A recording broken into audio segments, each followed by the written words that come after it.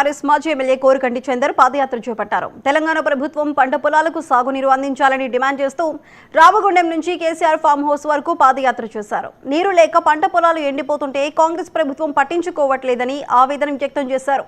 ఈ కార్యక్రమానికి ప్రజ్ఞాపూర్ దగ్గర ఎమ్మెల్సీ కవిత సంఘీభావం తెలిపారు. కాళేశ్వరం మోటార్లను రిపేర్ చేస్తే లక్షల ఎకరాలకు నీరు అందుతుందని తెలిపారు.